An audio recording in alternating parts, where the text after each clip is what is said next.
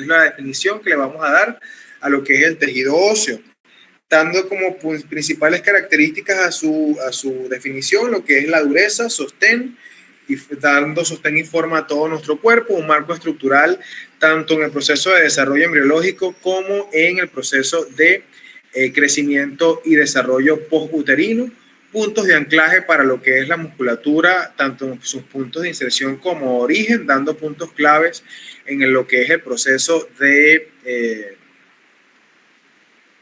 motilidad y movilidad, y los depósitos de calcio como principal metal de los elementos de los procesos metabólicos. ¿Okay? Disculpe, ¿se escucha entrecortado? Se escucha entrecortado. Otra persona que escuche entrecortado, lo que pasa es que ahorita hubo como un bajón aquí, entonces no sé si afectó la conexión. Entonces, bueno, vamos a aceptar a los que ya, para ver. ¿Alguien más se le escucha entrecortado? Ok. Ok, bueno, entonces creo que la señal por acá está bien entonces. Chévere, entonces continuamos. Como les decía, este tejido básicamente se va a caracterizar por su dureza y vamos a ver que como todo tejido conectivo va a estar compuesto básicamente por dos tipos de estructuras o dos tipos de elementos básicos, que es la matriz extracelular y lo que es el proceso de células puntualmente. Si nosotros hablamos de la matriz extracelular, básicamente nos referimos, señores, ya es la hora, hace rato se pasó, voy a estar todo este rato, entonces dentro de la matriz vamos a tener, como les dije el día de ayer, un componente inorgánico, compuesto básicamente por cristales de hidroxiapatita, que está compuesto por 10 átomos de calcio, 6 iones de fosfato y 2 iones de grupos oxidrilo. Teniendo un componente orgánico asociado básicamente a colágeno tipo 1, glucosaminoglucanos, protoglucanos y glucoproteínas. Teniendo como células lo que son las osteoprogenitoras, osteoblastos, osteocitos, osteoclastos y las células de revestimiento que vamos a estudiar poco a poco a lo largo de la clase. ¿Qué pasa? Nuestro tejido, nuestro hueso se caracteriza por tener básicamente dos capas de diferenciables y entre esas dos vamos a tener lo que es el tejido óseo propiamente dicho. Vamos a tener un endostio y un periósteo. El mismo término te da luces de qué es lo que estamos estudiando. Si yo hablo de un endostio, ¿qué quiere decir esto? Básicamente es un tipo de tejido conectivo denso y regular que va generalmente a recubrir la cavidad medular, ¿ok? Dentro de la composición ósea y elementalmente va a estar íntimamente relacionado con un tipo de hueso denominado hueso esponjoso. Es decir, es raro que nosotros veamos endostio acoplado al otro tipo de hueso maduro, que es el hueso cortical o el hueso compacto. Entonces, pendiente, el endostio siempre va a estar relacionado con las cavidades medulares. Y a su vez, estas cavidades medulares, cuando digo medulares me refiero a la médula ósea, ¿ok? Pendiente. Estas cavidades medulares básicamente van a estar rellenas, por así decirlo, por el denominado hueso esponjoso. Entonces, vean que aquí tenemos, déjame poner una flechita más grande porque esta flecha aquí casi que no se ve.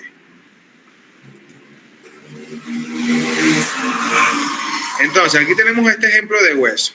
Entonces, ¿qué ocurre? Vean que tenemos un hueso cortical, ¿ok? Y vean que este hueso cortical es denominado hueso compacto.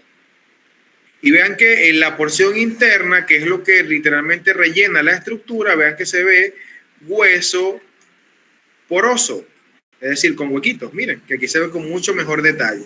Miren qué bonito se ve. ¿Ok? Vean cómo existe muchas porosidades a lo largo del hueso.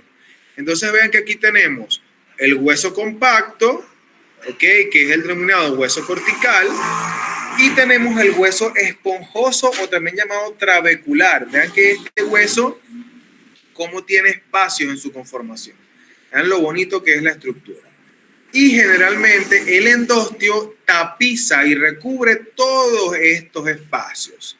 Y este endostio, mira que genera una porción de espacio dentro de la estructura que, ojo, no es tan así, ¿ok? No es tan estética. Lo que pasa es que esto es una imagen académica. Es más así. Literalmente es como esta es conformación, pero con una estructura llena más de elementos hematopoyéticos, ¿ok? Entonces, ¿qué pasa? Recordar que la médula ósea, además, va a tener una configuración importante debido a que representará uno de los órganos linfoides primarios dentro de nuestra anatomía, debido a que en ellas, además de generarse el proceso de diferenciación celular a través de la llamada hematopoiesis, también se da el proceso de maduración de los linfocitos tipo B en su seno, por lo cual al tener una propiedad de síntesis y de maduración de células inmunitarias se le denomina un órgano linfoide primario. Así que pendiente con eso. Ahora, todo el segmento interno de nuestro hueso va a estar recubierto por endostio. A su vez, este endostio va a tener dos células importantes en su haber: células osteoblásticas y células osteoprogenitoras, ¿ok? Que van a servir como punto de partida para el proceso de regeneración ósea que vamos a ver más adelante. Por otro lado, a nivel externo, vamos a tener que nuestro hueso va a estar recubierto por una capa de tejido conectivo denso y regular, altamente colagenoso, llamado periósteo. Este periósteo recubre todo el hueso cortical, ¿ok? Todo el hueso externo, pues, exceptuando las superficies articulares. Porque recordar que las superficies articulares del hueso, que ojo, esto es un hueso de picapiedra, ¿ok? Nosotros no tenemos un hueso así realmente. Esto es un hueso esquemático dibujado a picapiedra. Entonces, las superficies articulares sería esta región superior y esta región inferior, es decir, la región proximal y la región distal. ¿Qué pasa? Estas superficies articulares no tienen periósteo. ¿Ok? Totalmente, ese es el hueso de Bambam. Ahora, este periósteo, muchachos, va a tener básicamente dos capas. Una capa externa, que es denominada la capa fibrosa, que va a estar compuesta por colágeno tipo 1, 3 y 4, perdón, 1, 3 y 7, y por fibroblastos en esta capa externa. Y una capa interna que va a estar compuesta por células osteoprogenitoras y también osteoblastos. ¿Qué pasa? Este osteoblasto, esta capa fibrosa, va a estar anclada al hueso cortical. Todo el periósteo pues va a estar anclado al hueso cortical a través de unas fibras denominadas fibras de Sharpey. ¿Qué pasa? Estas fibras de Sharpey van a ser puntos de anclaje del periósteo al hueso cortical. Y estas fibras de Sharpey básicamente van a representar un punto clave en el proceso de adosamiento. ¿Aló, me escuchan? Hola, ¿me escuchan? Sí, profe, yo lo escucho. Ok, disculpen que le interrumpa así, lo que pasa es que como hay, o sea, pestañó ahorita la electricidad, entonces, ajá. No sé, creo que la cosa está inestable. Esperemos que no. Pero continuamos. Entonces, como les decía, cuando hablamos de este periósteo, básicamente este periósteo va a servir de punto clave para recibir fibras nerviosas y para recibir fibras vasculares. Hay estudiantes a los que se les cerró el Meet. Ya, déjame leer acá.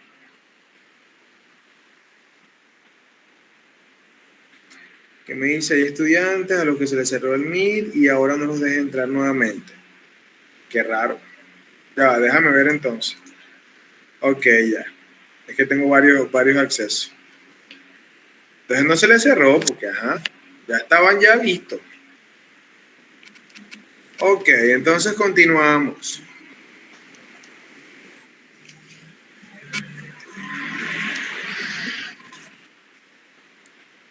Ok, entonces como les decía, este periósteo va a servir de punto clave para el anclaje de las estructuras y la llegada de la nutrición a través de los forámenes nutricios y de la inervación del hueso en este punto.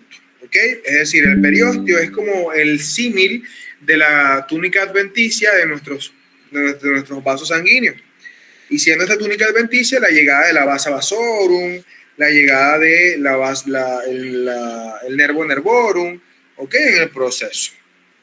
Entonces, hay que estar consciente de que estas dos capitas van a tener un papel clave en el proceso de constitución ósea, ya que mientras una está externa, anclada al hueso cortical a través de unas fibras de colágeno tipo 2, muy fuertes y con ciertos porcentajes de elastina, que son las fibras de Sharpey, ¿ok?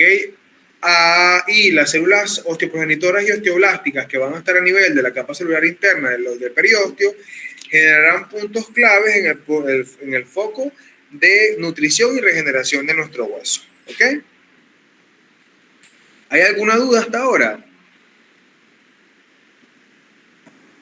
Profe, No, al endostio le llega fibras nerviosas y vasculares. ¿A la qué? Disculpa.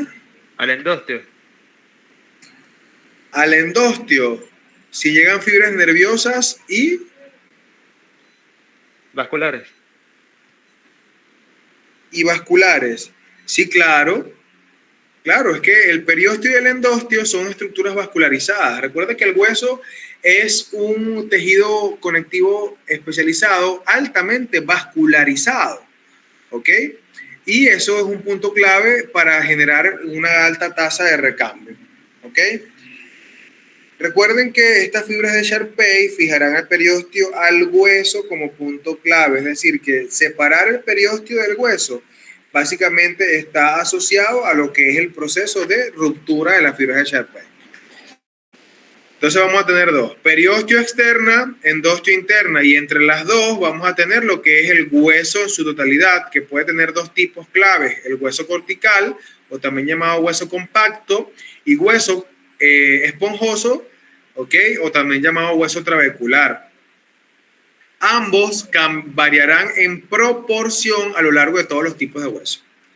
Ahora, aquí podemos ver esto con un poco más de detalle. Vean que tenemos el periósteo, que tiene sus dos capas, la fibrosa externa, la fibrosa interna, y vean cómo vamos a tener que a través del periósteo ocurre el ingreso de las arterias nutricias del hueso, que van a hacerse una distribución muy específica a lo largo del hueso, ¿ok? Pasando por unos canales específicos llamados canales de Boltzmann y canales de Haber, que van a permitir que el hueso esté altamente irrigado.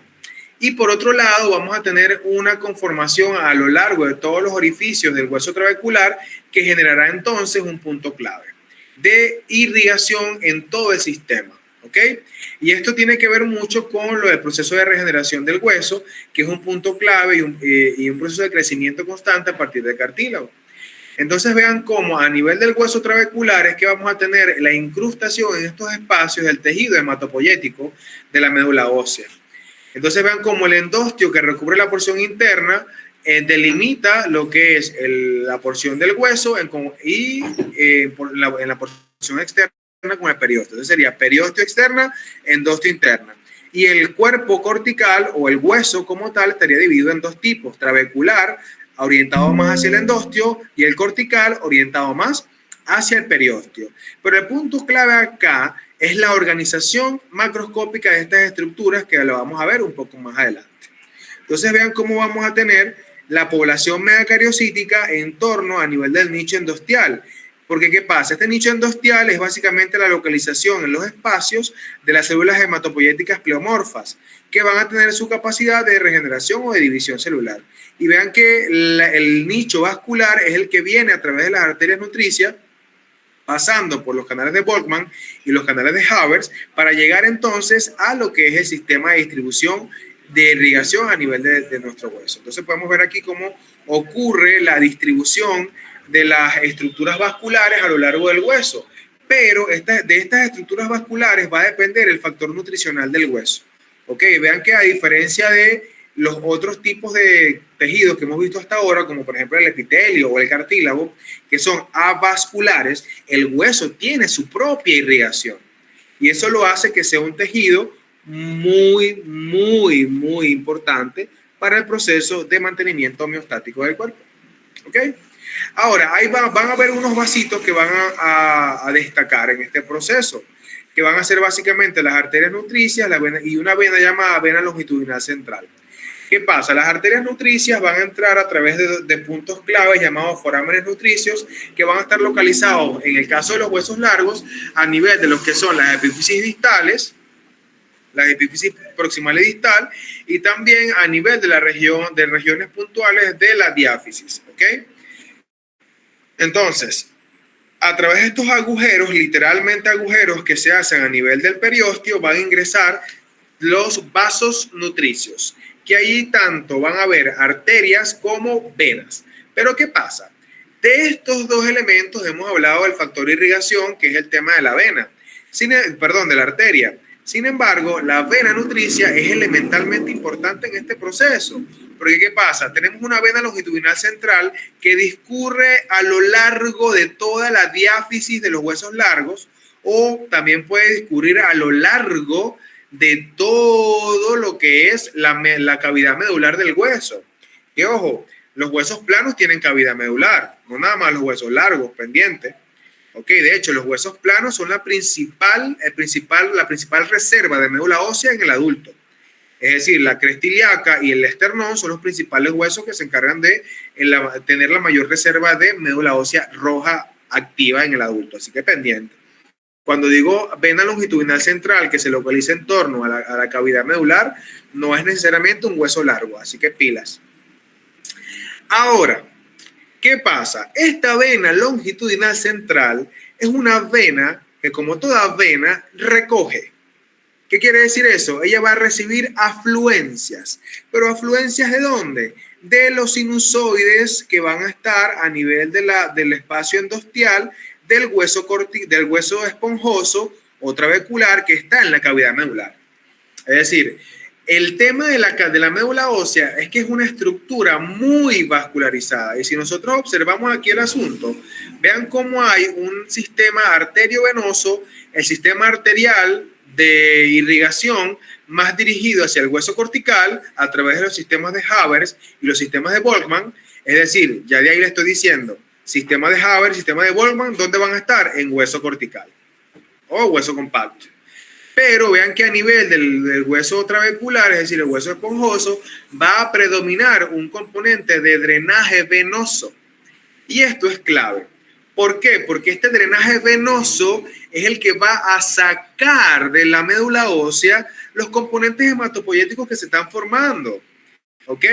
Debido a que acuérdense que la irrigación venosa siempre es una irrigación que va a, el drenaje venoso, no irrigación, disculpen, el drenaje venoso es un drenaje que siempre es, como su nombre lo dice, de salida, porque es un drenaje.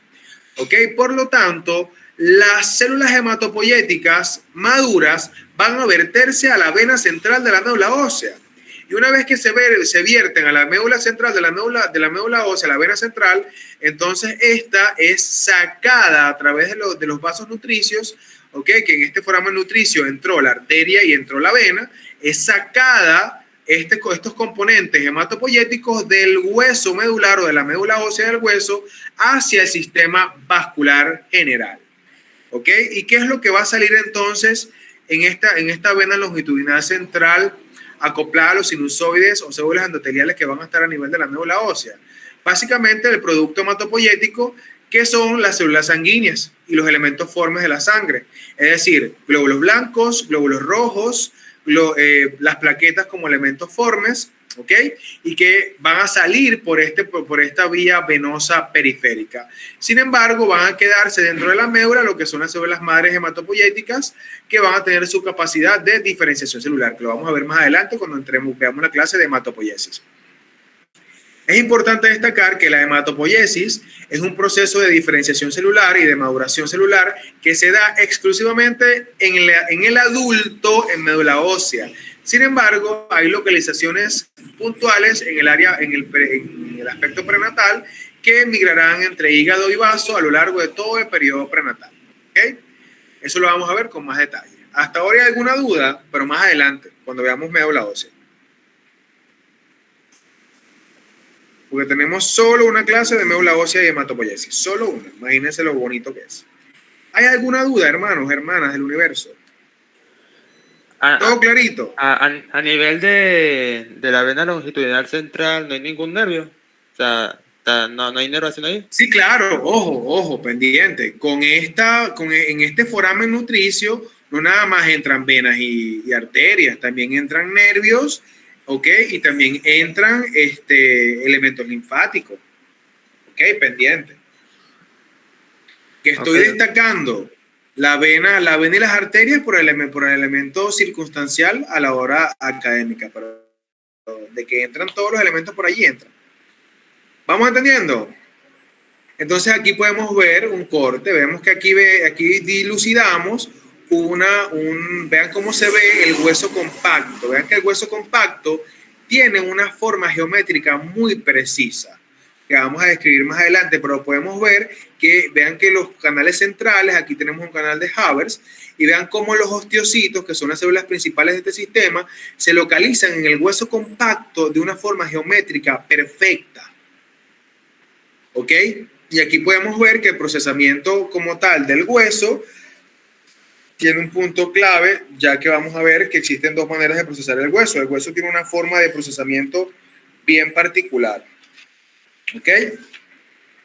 Entonces vemos acá los elementos del hueso compacto, vemos aquí la médula ósea. Ojo, aquí en esta médula ósea vamos a tener el hueso trabecular. Sin embargo, estos no se divisan de mejor manera porque están ocupados por las células hematopoyéticas pleomorfas de la médula ósea, que es lo que estamos viendo acá. Aquí podemos ver la capa endosteal que circunscribe el proceso, ¿ok? Y vemos acá el periósteo con sus elementos. Miren aquí glóbulos rojos como están llegando en la vasculatura periosteal. Y vean cómo tenemos aquí el periósteo fibroso y el periósteo celular cerquita de lo que es el proceso. Y aquí podemos ver un acúmulo de colágeno que básicamente sería las fibras de Sharpey acopladas a la estructura.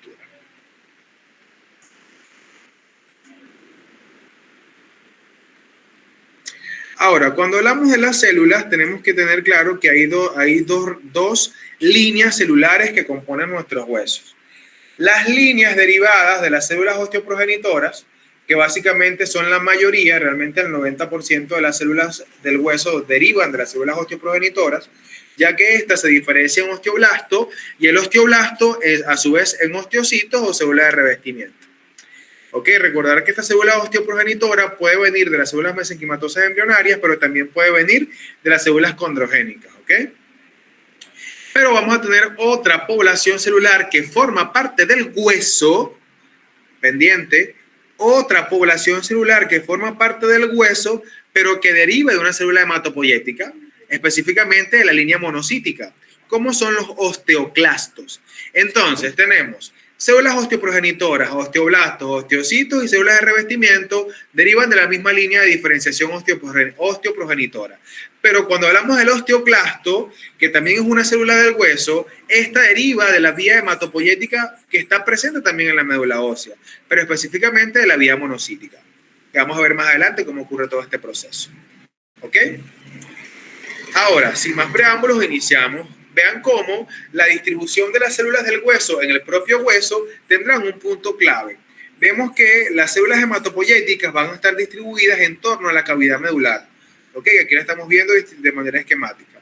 Que aquí vemos entonces un osteoclasto inactivo y un osteoclasto activo. Pero ¿de dónde deriva esta vía osteoclástica? De una unidad formadora de colonias granulocíticas y mielocíticas, es decir, de una célula madre hematopoyética. ¿Ok? Que se diferenció y a través de la vía mielocítica o la vía monocítica, pues, derivó en la formación de osteoclastos.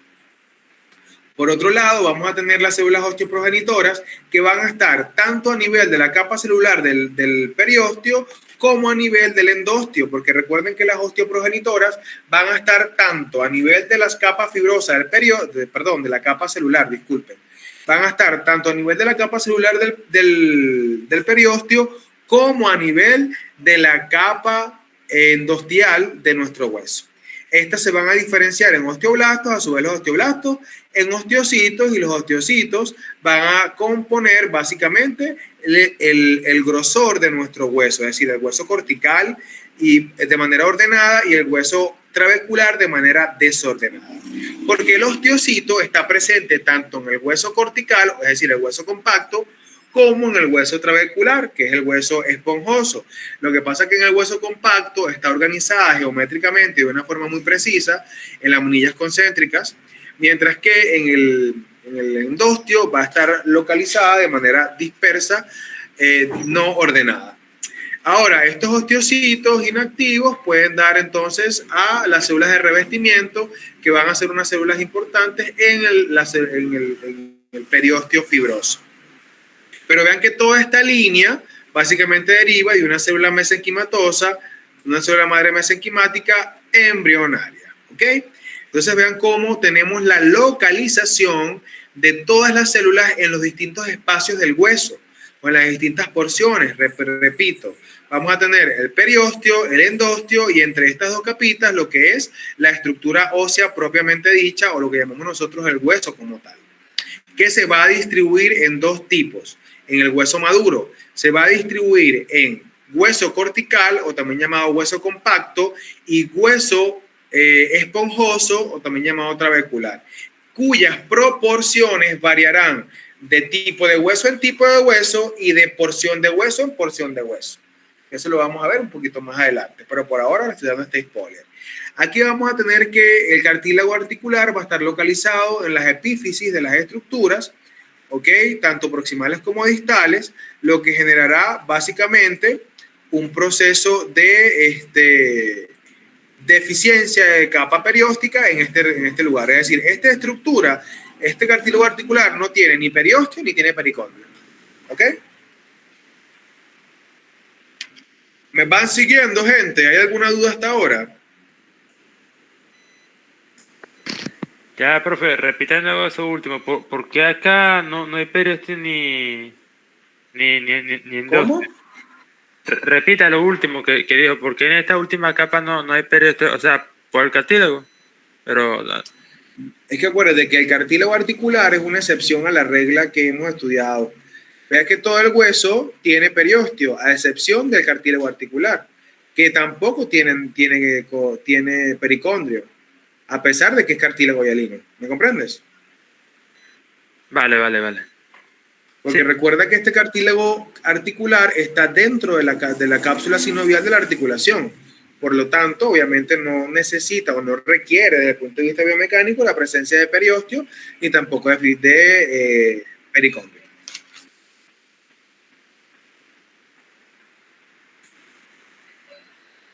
Entonces, continuamos. Si no hay más dudas al respecto, continuamos. Ahora, entramos a las células. Iniciamos con las células osteoprogenitoras. Las células osteoprogenitoras, muchachos, derivan de las células mesenquimatosas indiferenciadas embrionarias. Sin embargo, sabemos también de antemano que estas células pueden derivar de las células condrogénicas. ¿Ok? Ahora, estas señoras van a estar localizadas en el periósteo, ¿ok? Es decir, específicamente en su capa celular, en su capa interna, en el endostio, pero también van a estar localizados en los canales de Haber. Es decir, van a estar tapizando los canales de Haber, que son canales longitudinales en el hueso y que son el eje central de la unidad estructural del hueso compacto que se llama osteona. Estas células de osteoprogenitoras van a ser células de forma fusiforme, con un núcleo oval bastante pálido, un citoplasma escaso, un Golgi mal desarrollado y múltiples ribosomas libres. Lo que nos dice esto es que esta célula no tiene gran capacidad de regeneración, de síntesis metabólica, pero sí va a tener una gran capacidad de mitosis, de diferenciación celular. ¿Ok? Esta capacidad de diferenciación celular permite que esta célula osteoprogenitora se diferencie en una célula más especializada denominada osteoblasto. Entonces aquí podemos ver los cortes histológicos en donde divisamos la forma que se les está mencionando de estas células osteoprogenitoras. Vean que son células fusiformes, ¿ok? Que van a tener un citoplasma pálido, una predominancia muy poca de organelos, lo que nos habla que es una célula que no está metabólicamente activa, sin embargo, tiene una alta tasa de diferenciación celular que las hace clave en el proceso de regeneración ósea. Seguimos con los osteoblastos. Cuando hablamos de los osteoblastos, estas células son de forma cúbica, es decir, básicamente van a ser células que van a tener unos bordes regulares, Pero indistintamente de esto, lo que les caracteriza es que su núcleo generalmente es un núcleo que va a estar localizado polarizado. Es decir, a pesar de que la célula tiene forma cúbica, su núcleo generalmente siempre va a estar localizado hacia la región apical de la estructura. Es decir, siempre van a estar viendo hacia la luz. Y esto es un punto clave, porque estas células tienen un papel estelar en el proceso de síntesis de la matriz ósea. Por lo tanto, como les dije en la clase de cartílago, si yo sé que ya me están diciendo de entrada que la célula es metabólicamente activa, que se encarga de sintetizar la matriz extracelular del tejido óseo, entonces obviamente toda la maquinaria celular va a estar aumentada. Es decir, vamos a tener un reticulado endoplasmático rugoso abundante, un Golgi bastante desarrollado, ¿ok? Y vamos a tener básicamente abundantes mitocondrias en esta estructura. Ahora, ¿qué pasa? Estas células tienen una capacidad de secreción importantísima que van a regular tanto la cantidad de matriz ósea que se secreta, así como también van a regular la activación de los osteoclastos a través de una célula, unos ligandos llamados RANK y la OPG, que es la osteoprogesterina. ¿Qué pasa? Vamos a tener estas estructuras acopladas en este detalle que nos van a dar un punto clave, ya que cuando nosotros hablamos de la OPG, esta OPG es una proteína que va a producir el osteoblasto y va a tener básicamente la capacidad de inhibir la resorción del hueso, es decir, la capacidad de bloquear la actividad del osteoclasto. Porque ¿qué hace el osteoclasto? Degrada el hueso, resorbe. Es decir, degrada la matriz ósea para poder entonces generar el remodelado óseo. Pero entonces, ¿qué hace el osteoblasto? Produce. ¿Pero produce qué? Matriz extracelular. Sin embargo, este osteoblasto va a tener una propiedad importante de secreción de osteoprogesterina, la osteoprotegerina, que es la OPG, que va a tener esta función clave en el proceso de regulación de la resorción ósea. ¿Ok? Sin embargo, vamos a ver que el RANK, ¿ok? Que vamos a ver acá, que es básicamente unos ligandos que tiene que produce el osteoclasto. Pero ¿qué pasa? Vamos a tener que el ligando al receptor, porque ¿qué pasa? RANK, ¿qué significa? Receptor activador nuclear del factor Kampa B. Eso es lo que significa RANK, es decir, RANK, receptor activador nuclear del factor kappa B. Este factor kappa B es un punto clave en el proceso de activación de la respuesta osteoclástica. Pero ¿qué pasa? Este receptor está en el osteoclasto, pero el osteoblasto produce el ligando al receptor activador nuclear del factor kappa B. Es decir, mientras por un lado estoy produciendo osteoprotegerina que me va a inhibir la actividad del osteoclasto, por otro lado puedo producir el ligando al receptor activador nuclear del factor Kampa, que lo que va a hacer es unirse al receptor RANK para activar la respuesta del osteoclasto. Entonces vean que el osteoblasto es una célula fundamental en el metabolismo óseo, porque por un lado va a activar la respuesta del osteoclasto y por otro lado la va a inhibir. ¿Y eso de qué va a depender? Va a depender de las necesidades del medio interno, ¿ok? Y si estoy en un proceso de regeneración o no. Lo que hace que estas células, una vez que estén activas, puedan tener prolongaciones cortas o prolongaciones largas. Mientras más cortas sean las prolongaciones, básicamente más inactiva es la célula. Mientras más largas sean, más activas va a ser. Estos osteoblastos van a tener la propiedad de empezar la síntesis de lagunas, así como las lagunas de los condrocitos. Bueno, así más o menos van a ser aquí las lagunas de los osteoblastos. ¿Ok? Y la laguna de estos osteoblastos va a empezar a formarse en la medida que ellas se van a empezar a penetrar en la matriz ósea. Porque ¿qué ocurre con los osteoblastos? Los osteoblastos son células periféricas.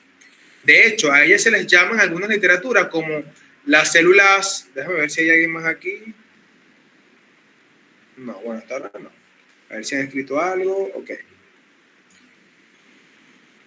Ok, entonces como les decía, estas células van a estar localizadas en el borde de la matriz condral. ¿Qué condral, chicos? En el borde de la matriz ósea. Al estar en el borde de la matriz ósea, básicamente generará como una especie de epitelio, es decir, como un tapizamiento en el borde de esta matriz ósea que permitirá que podamos identificarlos de mejor manera. Porque si yo veo, nunca voy a ver osteoblastos en la matriz metidos, nunca. ¿Ok? ¿Por qué? No van a estar adentro de la matriz porque pasa lo mismo que con el condrocito. Cuando el osteoblasto se rodea de laguna, entonces ya deja de ser osteoblasto y pasa a ser osteocito. ¿Ok?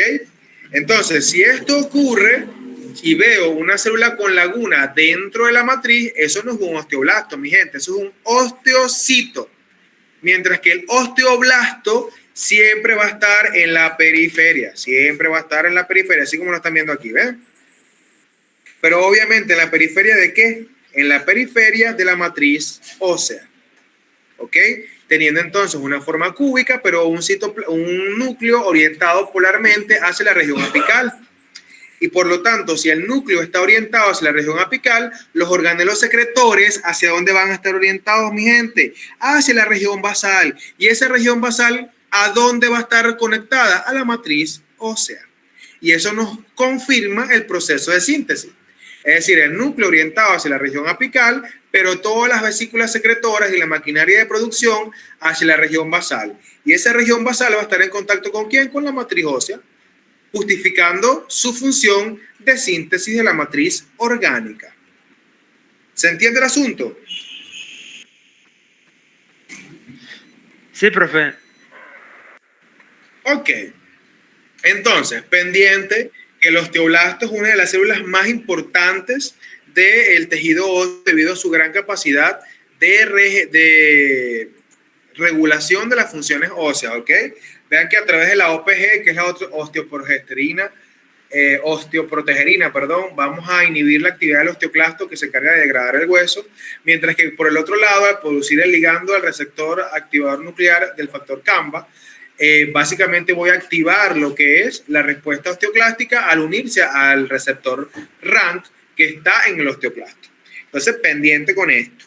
Y ojo, cabe destacar que toda esta respuesta de activación, ¿ok?, o inactivación está en comunicación directa con los osteocitos de la matriz ósea, porque los osteocitos van a activar ciertas respuestas génicas o transgénicas que van a comunicar hacia el osteoblasto para generar el proceso de diferenciación. Entonces ve que es una conexión ahí, amor-odio, entre osteoblastos y osteoclastos, pero es una conexión siempre de cooperación entre osteoblasto y osteocito. Osteoblasto y osteocito siempre se van a estar colaborando entre sí, pero osteoblasto y osteocito hacen un frente. ¿En contra de quién? En contra de el osteoclasto. Pero ¿quién enfrenta al osteoclasto directamente? El osteoblasto, regulando su acción o inhibiendo su acción. Pero el osteocito está detrás, estimulando todo el proceso. Ajá, Jorge, te escucho. Profe, el osteoblasto está en la periferia, pero el osteoclasto, ¿dónde es que está específicamente? El osteoclasto todavía no hemos hablado de él, pero también se encuentra cerca del borde periférico, pues, pero va a tener un punto focal de localización llamado laguna de Houshey. Eso lo vamos a ver en un ratito. Ok. Ok, ¿hay alguna duda? Hasta ahora, todo clarito. Todo fino. Doctor, la verdad es que yo esta parte de los osteoblastos con los osteoclastos no la entiendo bien. O sea, los osteoblastos inhiben a los osteoclastos, pero los osteoclastos... Pero también los activan. O sea, los inhiben y los activan para que ellos sigan la secreción de la matriz. No, pero ¿qué no pasa? sé. El osteoclasto tienes que verla como la célula que se encarga de degradar la matriz ósea. ¿Me entiendes? Lo que se encarga, lo que es el proceso de resorción ósea. Cuando hablamos de resorción es básicamente degradar. ¿Ok? Entonces, ¿qué pasa? ¿Cómo ocurre el remodelado o el crecimiento del hueso? Porque por un lado, el osteocito produce, ¿ok?, matriz, al igual que el osteoblasto, pero por otro lado, el osteoclasto degrada y da forma, ¿me comprendes? Porque el osteocito y el osteoblasto, ellos producen al desmadre, no tienen un orden específico. Pero ¿qué pasa? Necesitan del osteoclasto para moldear la forma del hueso y darle su forma característica.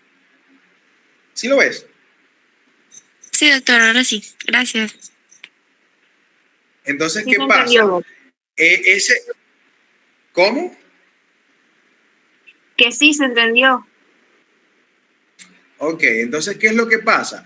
Por un lado, vamos a tener una necesidad de resorción ósea, que es, por ejemplo, cuando ocurre un crecimiento óseo acelerado en la pubertad, por ejemplo, o cuando me fractura un hueso, que está en la reparación ósea, que se crea el callo y toda la cosa. ¿Cómo el hueso vuelve otra vez a su forma natural? Gracias a la actividad osteoclástica, del osteoclasto, porque degrada todo y moldea. Pero si yo estoy en un estado metabólico basal normal, sin necesidad de activación del osteoclasto, o sea, de activación abundante, porque él puede estar activado de manera puntual, pero no a grandes escalas. Si yo estoy en un estado basal, yo no voy a necesitar la actividad osteoclástica, por lo tanto, yo voy a producir osteoprotegerina para que ese osteoclasto se mantenga inactivo. ¿Me entiendes? Hasta que vuelva otra vez a necesitar su función para tener ese proceso. Pero ¿quiénes se asocian para regular la actividad del osteoclasto? Osteoblasto y osteocito. Porque están en constante comunicación a través de factores transgénicos. Pero cuando hablamos del osteoclasto, esto es una célula aparte. Date cuenta que tiene un origen celular diferente. ¿Me van siguiendo? Sí, sí. Ok, entonces, pasamos a el osteocito. ¿Qué pasa? El osteocito es la célula protagonista de este cuento, así como el condrocito lo es en el que estoy leyendo aquí. Ya Daniela García está en la llamada, porque escribió por el grupo, no sé si la acepté o no. No sé si se rindió al final y desistió y se fue. Ajá, Daniela, levanta la mano, ¿estás por allí? Daniela García, nuestra flamante recién casada. No, no está. Bueno, desistió. O se le fue la luz otra vez, una o la otra. Entonces, seguimos. Como les decía, el protagonista de este cuento es el osteocito. Son las células principales o las células maduras que están dentro de la matriz ósea. Sin embargo, son células que están circunscritas en sus lagunas y que están inmersas en una matriz calcificada. Por lo tanto, son células que poseen prolongaciones, muchachos. Porque imagínense, entre osteocito y osteocito, esto es duro. Duro como el cemento, literal. Entonces, ¿qué pasa? En el proceso de calcificación de la matriz, ¿ok? Cuando se están añadiendo los cristales de hidroxiapatita y todo el cuento, el osteocito contacta con otro osteocito a través de sus prolongaciones, pero crean una especie de canal, ¿ok? Entre la matriz crean un canal para tener comunicaciones de intersticio, porque recuerden que las células necesitan estar comunicadas. Entonces, ese medio de comunicación se establece a través de un canalículo en la matriz, ¿ok? Que conecta prolongación de osteocito con prolongación de osteocito adyacente. Y eso se llama canalículo calcóforo. Este canalículo calcóforo es el punto clave en el proceso de comunicación intercelular en las células óseas, porque una vez que la matriz se calcifica, lamentablemente no hay más nada que hacer. Y el osteocito que quedó aislado estará destinado a la muerte y por lo tanto a la resorción ósea. Pero si hay conexión entre osteocitos entre sí, básicamente esta conexión generará una comunicación intersticial de intercambio tanto de material nutricio como de información transgénica para activar o disminuir su síntesis de matriz. ¿Ok? Esta célula realmente no es gran productora. Ella sí sintetiza matriz, pero realmente muy poco. Más sintetiza el osteoblasto, ¿ok? Sin embargo, esta va a tener un núcleo aplanado, va a tener un poco, o sea, si no produce tanto, entonces tiene un poco retículo endoplasmático rugoso y un Golgi poco espacioso. Pero vamos a tener que la laguna va a estar compuesta por un espacio periosteocítico que generalmente va a medir entre unos 30 a 40 micras de diámetro, ¿ok? Y va a estar lleno de matriz extracelular producida por esta célula, que va a ser transmitida o comunicada a través de este espacio, este canalículo que se creó en la matriz, que se llama canalículo calcóforo. Pero vean que son células maduras completamente rodeadas por una laguna, ¿ok? Y aquí podemos ver algo interesante. Estas células que están aquí en la periferia, ¿quiénes son? Los un núcleo apical. Osteoblastos. Los ¿osteo qué? Osteoblastos. Blastos. Los osteoblastos. Y estas que están aquí adentro con laguna, ¿cómo se llamarán? Osteocitos. Osteocitos. Los osteocitos. Osteocitos, ¿ok? Entonces vean, como yo viendo la matriz, ojo, aquí la matriz se ve rosada porque básicamente se utilizó un mecanismo de tinción, ¿ok? Con emolientes que generará después un punto de borrado de los canalículos calcóforos y eso nos genera que se vean de manera adecuada. Entonces lo vamos a ver un poquito más adelante. Cómo es el proceso de generación o de procesamiento óseo del tejido para las muestras. Estos osteocitos, a través de sus prolongaciones, van a tener una relación con los nervios que llegan a estos puntos, ¿ok? Y van a estar relacionados con el proceso de mecanotransducción. Es decir, van a participar en el proceso de propiocepción de las estructuras, de las estructuras internas derivados de la localización específica de los nervios en torno a los canales de Havers y de Volkmann que ingresaron por los canales nutricios de nuestro hueso. ¿Se entiende hasta ahora cómo vamos? Osteocitos, osteoblastos, células osteoprogenitoras. ¿Me van siguiendo? Ok, seguimos. Ahora hablamos de los osteoclastos. Esta en particular, esta es una de mis células favoritas porque es como a mi enemigo. Ok, ella funciona y no funciona. Ella va hasta ahí. ¿Qué pasa? Este osteoclasto, recuerden que es la única célula de nuestro tejido óseo que deriva de las células madres hematopoyéticas, específicamente de la vía monocítica. Su función clásica es encargarse del remodelado y la reabsorción del hueso. Estas células son gigantes, gente, son células gigantescas. Por eso es que, coño, mira, el osteoblasto y el osteocito tienen que unir fuerza para atacar a este monstruo que se llama osteoclasto. ¿Ok? Porque es una célula gigante que básicamente esta célula va a ser multinucleada. Puede tener hasta 50 núcleos en su conformación. ¿Ok? Y al tener esta cantidad de núcleos, nos habla que esta célula básicamente se derivó por la fusión de muchos... o sea, en alguna época quizás se pensó que se derivaba de muchos monocitos realmente, pero pruebas recientes básicamente demuestran que se origina por una endomitosis del núcleo de la misma célula derivada de la célula madre hematopoyética, ¿ok? Es decir, que anteriormente se pensaba que se fusionaban puros monocitos, 50 monocitos para crear una célula de esta, pero realmente no es así.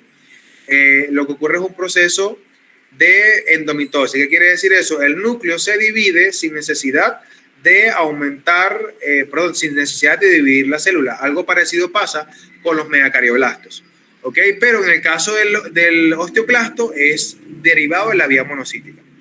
Esta célula va a medir aproximadamente unos 150 micras de diámetro y es una célula bastante móvil. A pesar de que es muy grande, es muy móvil. El citoplasma de las mismas, como pueden ver en los cortes, es un citoplasma acidófilo y por lo tanto vamos a ver múltiples núcleos en su conformación, ¿ok? Estas estructuras, estos señores, van a secretar, van a tener los receptores para el precursor osteoclástico, que es el RALK, es decir, el RAN, este RANK, que es el receptor, está presente, que es básicamente el receptor para activar el factor nuclear Campa B, es el receptor que expresa esta célula. ¿Y quién produce el ligando para este receptor? Es decir, el ligando para el receptor activador nuclear del factor Campa B, el osteoblasto. ¿Ok? Ahora, ¿pero qué pasa?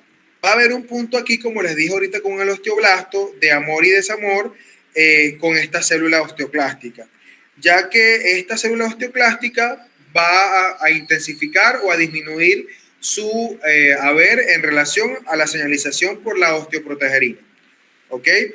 Además, esto va a tener lugar gracias a la presencia del receptor para el factor de la necrosis tumoral que está expresado en la superficie, que va a acoplarse a la osteoprotegerina y generará que se inhiba como tal la estructura. ¿Okay? Vean que por un lado se activa con el receptor acoplado, el receptor para activación nuclear del factor Campa B, y por otro lado, a través del receptor para el factor de necrosis tumoral, que es afín a la osteoprotegerina, me inactiva. ¿Ok? Es importante destacar que estos osteoclastos son sumamente móviles y ellos tendrán su propia área de trabajo. Es decir, ellos no van a estar, gente, solitos dentro de la célula. Es decir, ellos no van a estar vagando dentro de toda la matriz. No. Ellos son unas células muy especializadas. De hecho, estos osteoclastos forman parte del sistema fagocítico mononuclear pendiente. ¿Ok? Vamos a hacer una pregunta aquí random. ¿Cómo está compuesto el sistema fagocítico mononuclear? A ver, esto tuvieron que haberlo visto en conectivo. Entonces, ¿cómo está compuesto el sistema fagocítico mononuclear? O anteriormente llamado sistema retículo endotelial.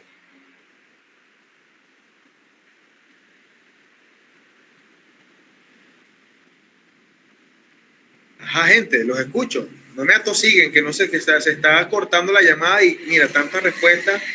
No, es tremendo. No se entiende de quién está hablando.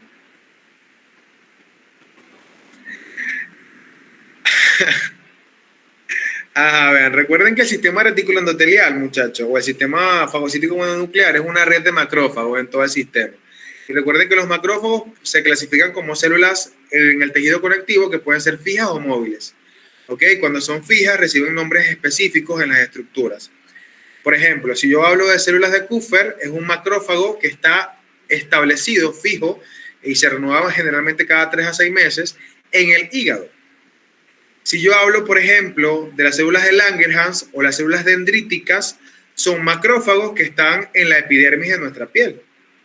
¿Ok? Si hablo de las células de Langerhans, son las células que están a nivel de la misma piel, son las mismas dendríticas.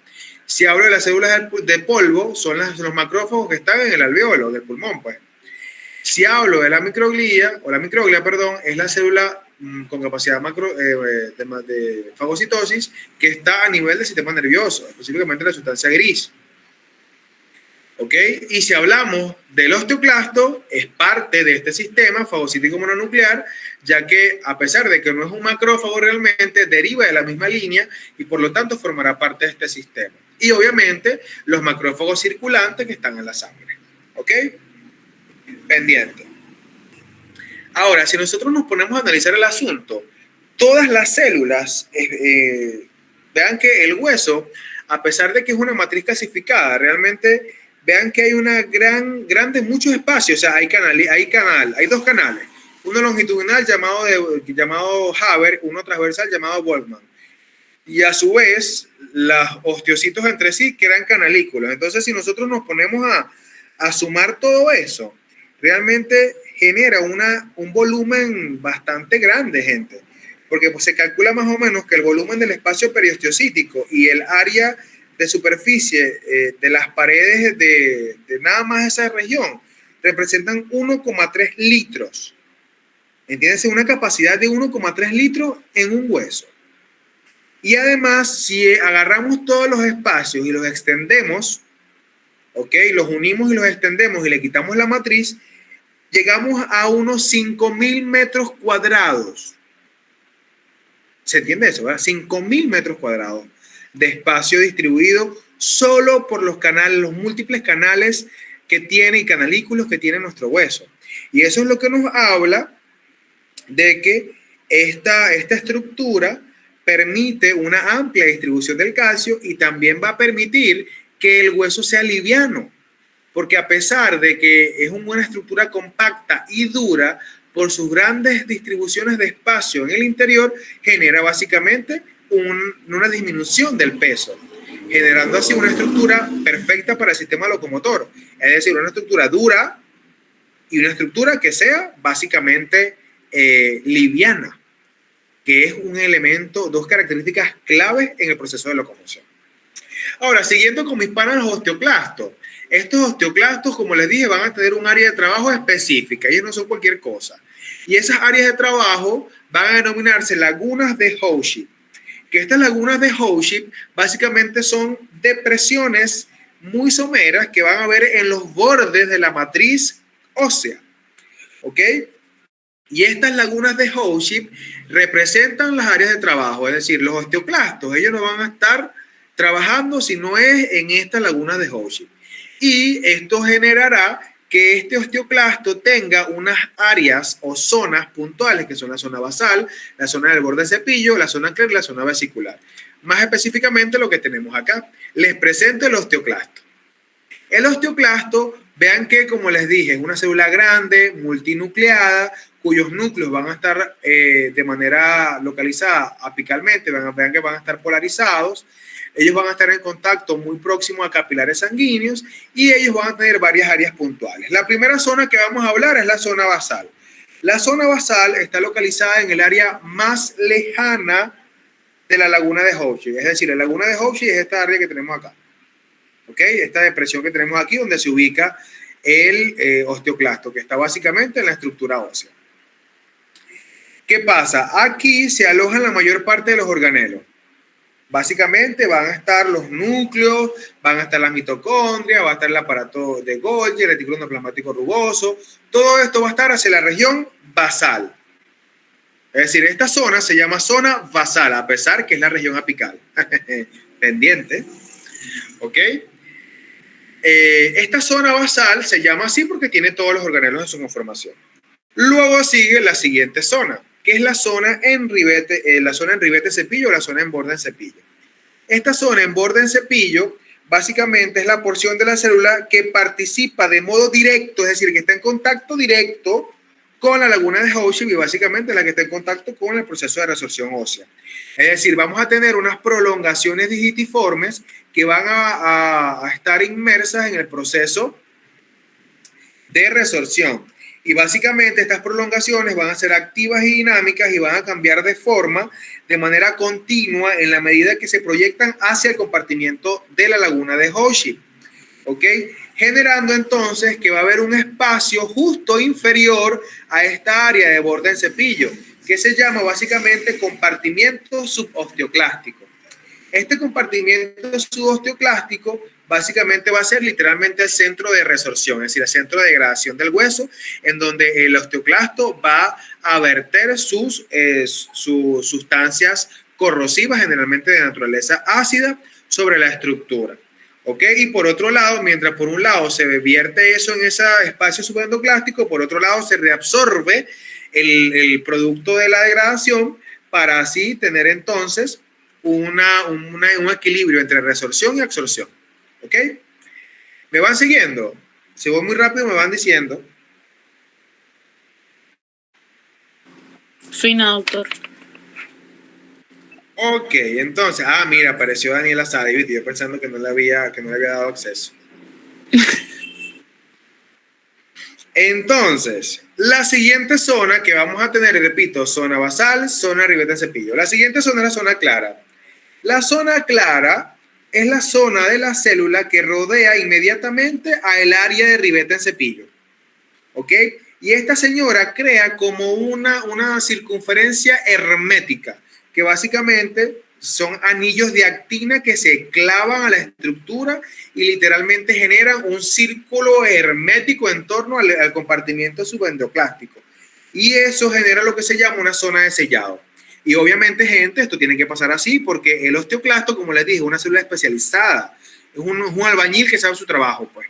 Y por lo tanto, Este osteoclasto literalmente solo le interesa resorcir o degradar el área que está inmediatamente inferior al área del borde del cepillo, es decir, el compartimiento subosteoclástico. Por lo tanto, como aquí hay muchas sustancias ácidas, no me conviene que salgan de este espacio, ¿ok?, hacia el hueso que no me interesa, hacia el área del hueso que no me interesa remodelar. Entonces, para eso, la misma célula crea una circunferencia, que es básicamente la zona de sellado, que es un área estrecha que va a circunscribir la laguna de Howship solo al área del ribete en cepillo, ¿ok? Y que generalmente vamos a tener esta manifestación como unos anillos de actina en su conformación. A fin de que el osteoclasto sea capaz de resolver el hueso, primero se debe formar esta zona clara, ¿ok?, este anillo de actina, y su formación generalmente está facilitada por una proteína llamada OPLG. La OPLG, básicamente, OPGL, disculpen. La OPGL en el hueso, básicamente, es la osteoprotegerina, pero básicamente esta osteoprotegerina es la que se denomina el ligando para la osteoprotegerina, que elementalmente esta OPGL va a mediar lo que es la formación del anillo de actina para que se cree la zona de sellado. Sin esta OPGL, que es una de las variables de la osteoprotegerina, ¿ok?, vamos a tener entonces que se puede haber áreas de laguna de Howship que desparramen o que desborden el ácido en su conformación para generar entonces mayor área de daño o de resorción como producto de la acción osteoclástica. ¿Me van siguiendo?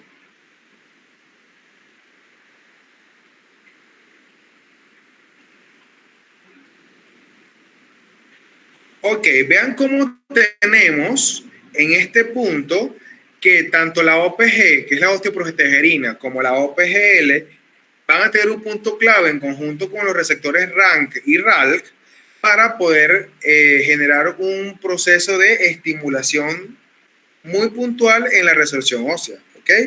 La última zona que vamos a ver es la zona vesicular.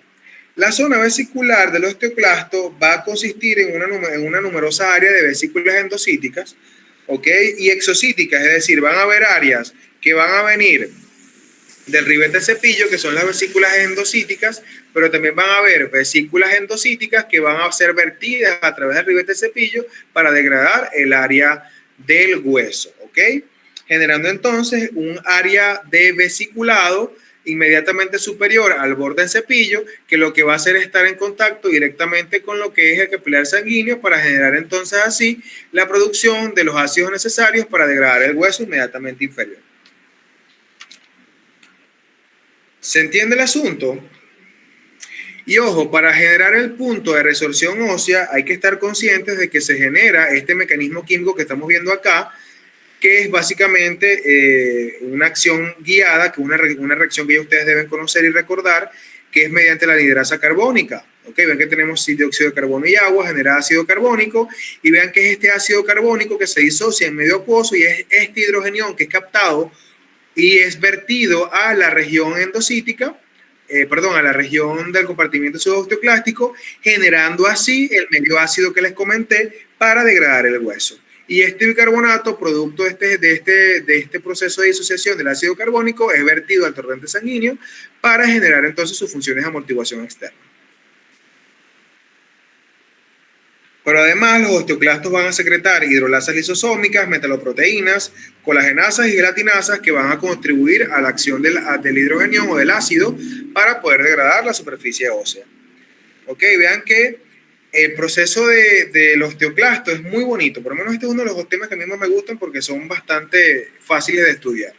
Pero es importante entender qué función tiene cada una. ¿Hay alguna duda con el osteoclasto?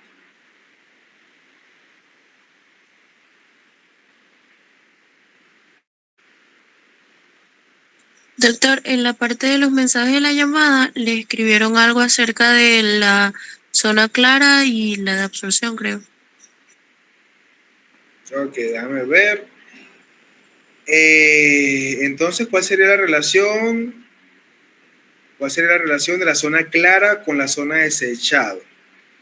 Lo que pasa, recuerda que la zona de sellado, ok, la zona de sellado básicamente va a ser un área que se va a crear como consecuencia del proceso de anclaje de los anillos de actina.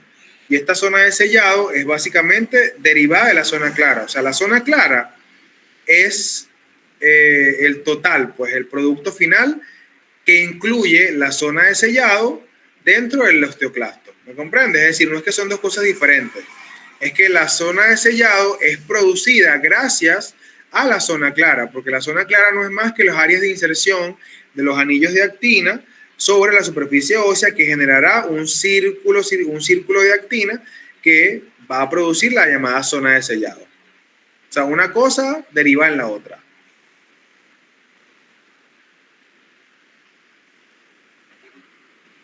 ¿Me van siguiendo? Ok. Ahora, vean el detalle acá, un dato que se me había pasado a olvidarle. El periósteo, vemos que no hay tantos... que me estaba yendo solamente, no sé por qué se me olvidó.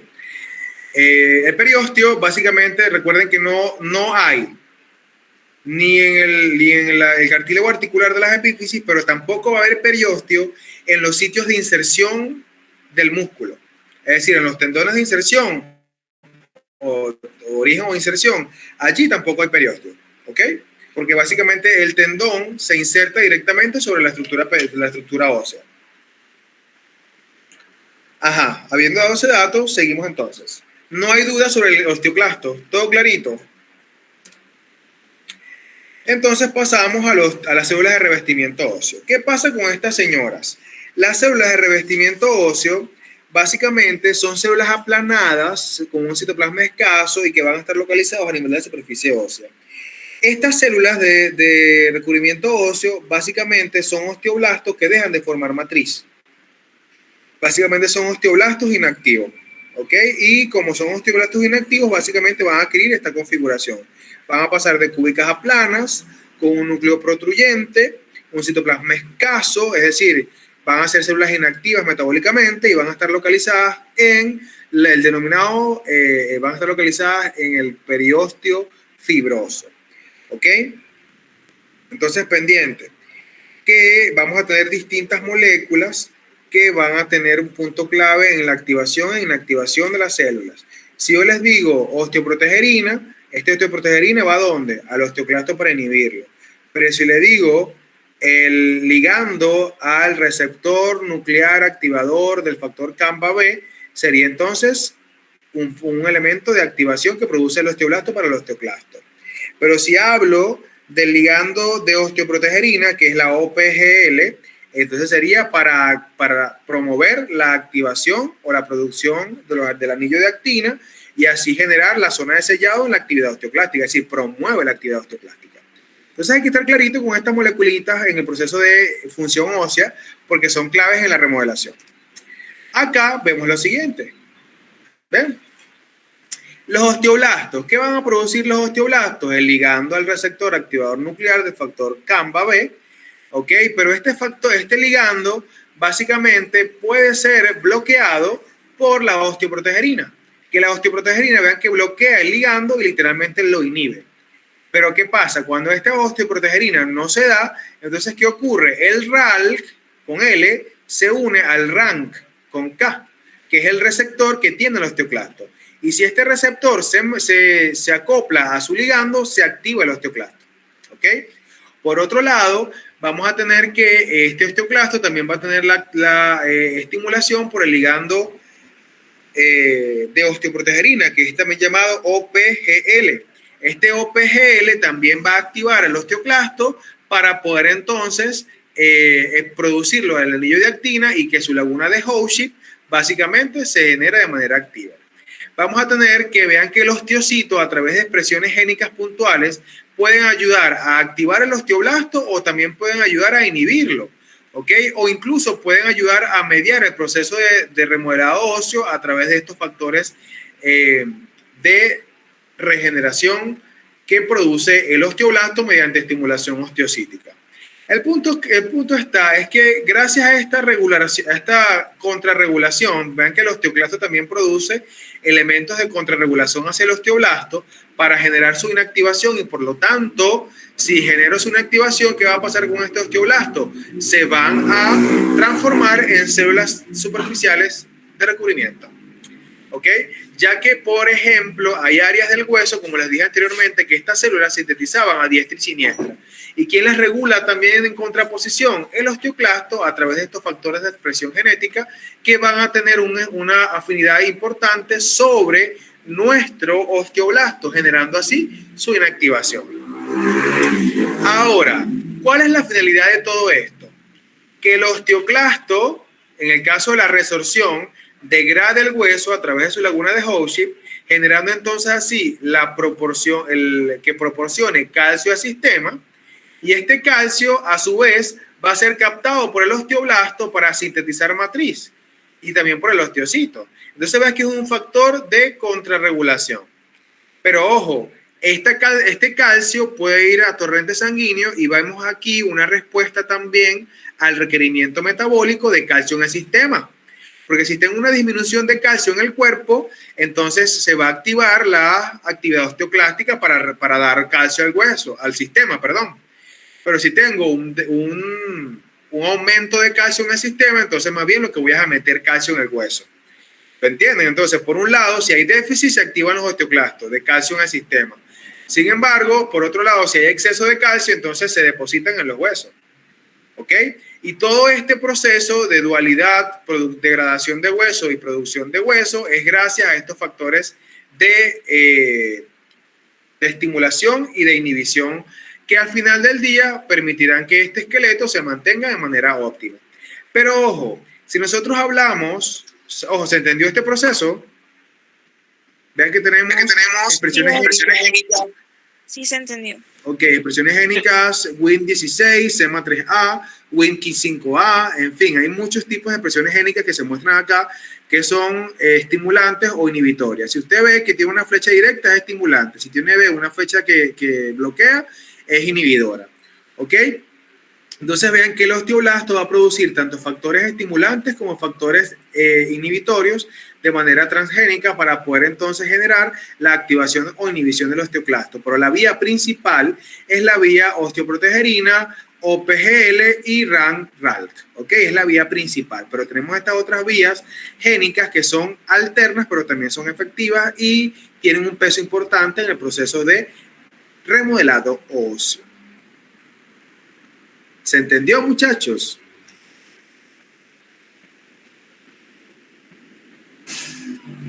Vean que óseo es bonito, a mí me encanta por esto, es genial. Ahora, pero vean el detalle. Esto, muchachos, es la regulación autóloga, es decir, la regulación entre las propias células del tejido, ¿ok?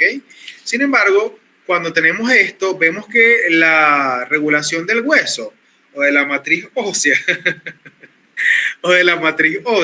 realmente es un conglomerado de múltiples órganos, ¿ok? Y básicamente es un conglomerado que va a estar asociado directamente a lo que es la vitamina D, ¿ok? Otra vez vitamina D. Vean que la vitamina D es uno de los factores esenciales en el proceso de estimulación ósea, en conjunto con la paratormona. Es decir, la hormona paratiroides y la calcitonina van a ser hormonas estelares en la regulación de la cantidad de calcio en el sistema. Entonces, si yo tengo una baja de calcio, la paratormona tendrá lugar. Si tengo una baja de calcio, la calcitonina tendrá lugar, pero a su vez la vitamina D tendrá también su acción. ¿Ok? Recordar que la vitamina D puede obtenerse por la alimentación, pero también puede obtenerse a través de la descomposición por rayos ultravioleta entre 290 y 300-500 nanómetros de longitud de onda de los fosfolípidos de membrana para así generar la vitamina D. Esta vitamina D va a tener acción sobre nuestro hígado y sobre nuestro tejido adiposo para generar entonces la hidroxilación de la misma y tener entonces la vitamina D activa, que es la 2,5 de hidroxicolecalciferol. Esta 2,5 de hidroxicolecalciferol es el mayor metabolito circulante de la vitamina D activa, que va a tener acción el 1,25 de hidroxicolecalciferol va a tener acción sobre lo que es la bilis, el ácido calcitroico, va a tener acción sobre lo que es la reabsorción de calcio a nivel del intestino, va a tener acción sobre el riñón para poder reabsorber más calcio, y a su vez vamos a tener que la paratormona va a promover esta proteína que va a aumentar el proceso metabólico de calcemia. Entonces vean cómo todo este proceso, al final del cuento, ¿a dónde va a llegar? A lo que es el osteoclasto y el osteoblasto, generando entonces la expresión de los receptores y los ligandos que anteriormente se explicaron para así suplir o captar el exceso o aumento o defecto de calcio en el sistema. Pero ojo, los niveles de calcio están íntimamente relacionados con los niveles de fósforo. ¿Ok?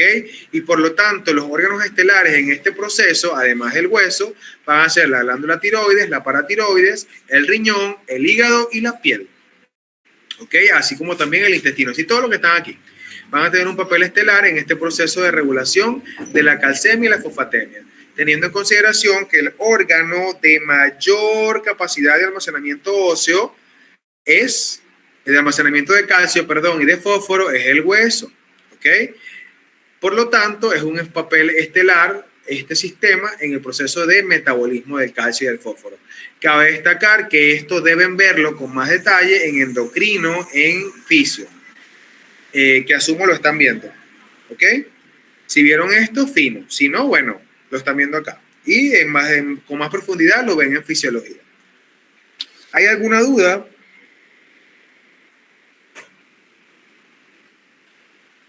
No, doctor. Profe, junto con la vitamina D, ¿cuáles eran los otros reguladores del calcio? La paratormona y la calcitonina. Profe, otra pregunta. ¿Es el 25-OHD o es el 1,25-OH2D el activo? Lo que pasa es que el 25 dihidroxicolecalciferol es el metabolito más abundante, pero no es el más activo desde el punto de vista. No es la vitamina D activa realmente.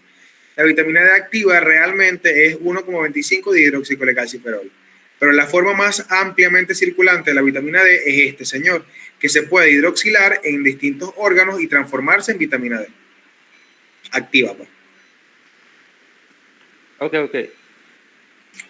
Ok, ¿hay alguna otra duda, gente?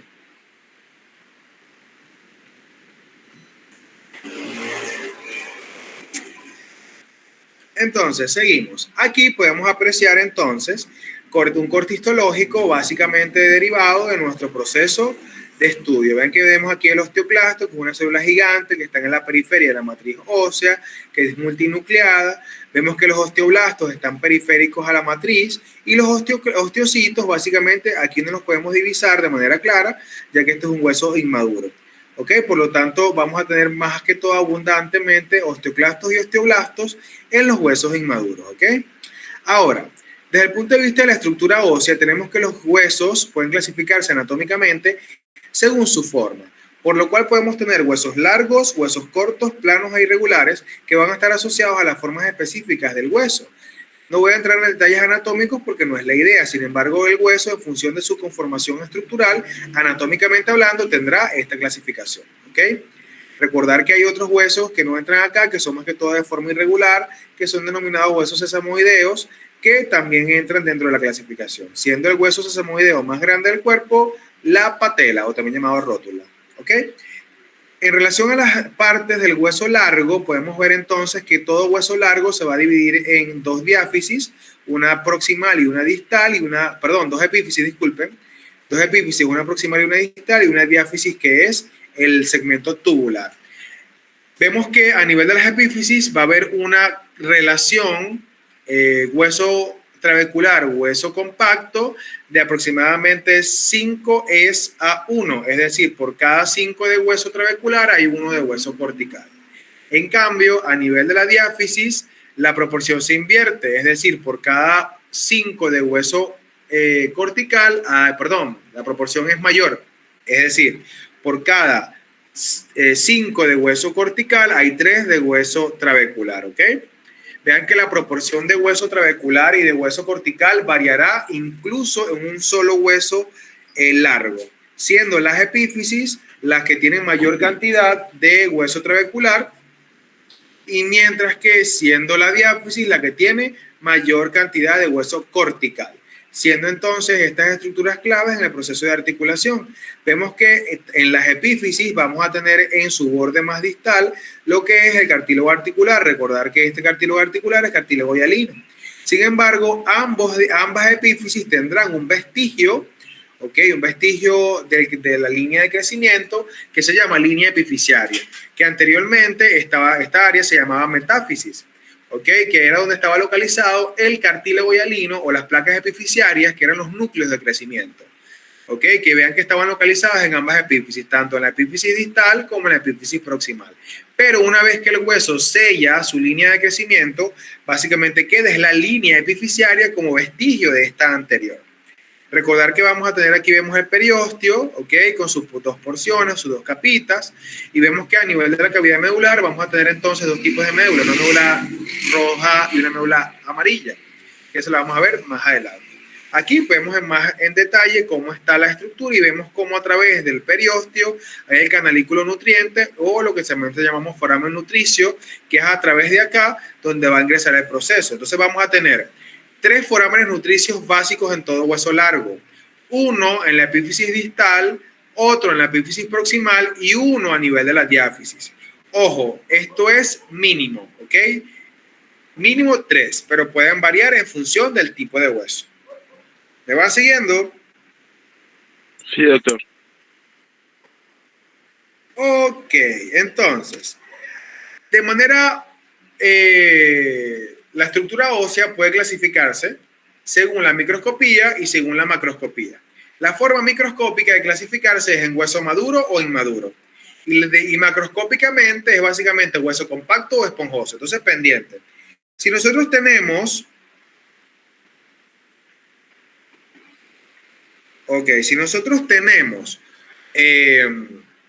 un hueso inmaduro, es generalmente el hueso en formación, es decir, un hueso que no tiene una estructura establecida, que va a tener una predominancia de células inmaduras, llámese células, células inmaduras no, disculpen, células en la línea de diferenciación como osteoblastos, osteoclastos y células osteoprogenitoras.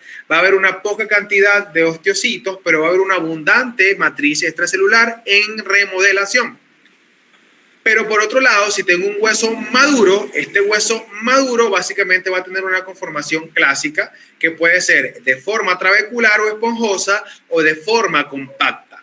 Si es trabecular o esponjosa, tendrá sus características puntuales, y si es compacta, tendrá sus características puntuales. Pero vean que el hueso maduro se clasifica en dos, compacto y esponjoso, mientras que el inmaduro es básicamente el hueso en formación, que puede localizarse tanto en el embrión como en el hueso en reparación después de una fractura. Y este proceso de síntesis de hueso se denominará osteogénesis. ¿Hay alguna duda?